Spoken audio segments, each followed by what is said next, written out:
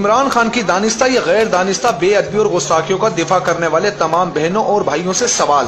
اس نے مزار پر سراسر مشرکانہ سجدہ کیا، آپ نے دفاع کرتے ہوئے اس کو ادب کہا، ہم نے مان لیا۔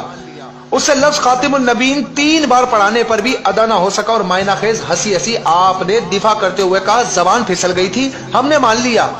اس نے کہا کہ میں اللہ کو ہدایت کرتا ہوں، آپ نے دفاع کرتے ہوئے کہا اس کا یہ مطلب نہیں تھا، ہم خاموش ہو گئے۔ اس نے کہا عیسیٰ علیہ السلام کا تاریخ میں ذکر نہیں ملتا، کم ملتا ہے، آپ نے دفاع کرتے ہوئے کم علمی کہا، ہم نے مان لیا اور ہم خاموش ہو گئے۔ اس نے کہا رسول اللہ صلی اللہ علیہ وآلہ وسلم نے ایک بار کہا کہیں میں پاگل تو نہیں ہو گیا، آپ نے دفاع کرتے ہوئے پھر کم علمی کا کہا، ہم خاموش ہو گئے۔ اس نے کہا کہ اللہ مجھے ایسے تیار کر رہا ہے جیسے نبی کو تیار کیا تھا، آپ نے دفاع کرتے ہوئے تعبیر کی غلطی کا، ہم نے مان لیا۔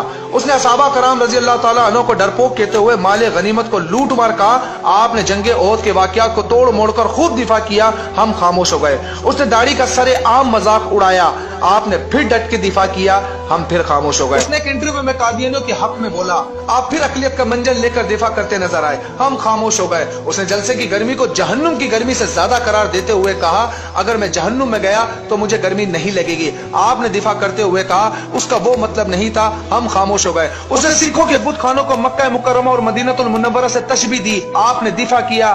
اب اس نبی کریم صلی اللہ علیہ وسلم کی ذات پر اس نے پھر جو لفظ استعمال کیا 2 دن پہلے اسپیچ کے اندر جو کوئی بھی مسلمان ادا نہیں کر سکتا، وہ اس نے استعمال کیا۔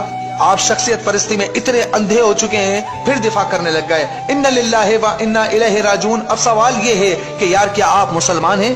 اگر جواب ہاں میں ہے تو پیاری بہنوں اور بھائیوں، خدا کے لیے سیاست کو 1 منٹ سائڈ پر رکھتے ہوئے ہم سب صرف مسلمان بن کر سوچیں کہ عمران خان کی ان تمام دانستہ اور غیر دانستہ غلطیوں کو ایک نارمل اور باشعور مسلمان درست سمجھ سکتا ہے؟ یہ سیاسی پارٹی بازی میں دنیا کے 2 ٹکے کی گھٹیا دلائل دے کر دفاع کر سکتا ہے؟ خدا کے لیے جان رب کو دینی ہے جس نے پیدا کیا ہے۔ سیاسی وابستگی اور معاملہ ضرور کرو لیکن خدا کے لیے سچ کو سچ اور غلط کو غلط کہنا سیکھو۔ روز محشر آپ کو دنیا کی یہ 2 ٹکے کی سیاسی وابستگی کام نہیں دینے والی، بلکہ آپ کا خالص ایمان اور اعمال کام آئیں گے، اور نبی مہربان صلی اللہ علیہ وآلہ وسلم کی شفاعت نے ہی بچانا ہے۔ اور یہ تو محشر کی بات ہے، جب قبر میں رسول اللہ سے ملاقات ہوگی اور سوال ہوگا ما کنت تقول فی ھذا الرجل، خدا نہ کرے اگر سرکار نے منہ پھیر لیا اور یہ کہہ دیا تو دنیا کے اندر اپنے لیڈر کا دفاع کر رہا تھا، جب میری ذات پر انگلیاں اٹھائی جا رہی تھی تو اس کا دفاع کر رہا تھا، میرے حق میں نہیں بولا۔ خدا نہ کرے کسی کے ساتھ یہ معاملہ ہو، اللہ رب ذوالجلال ہم سب کو اپنی پناہ میں رکھے۔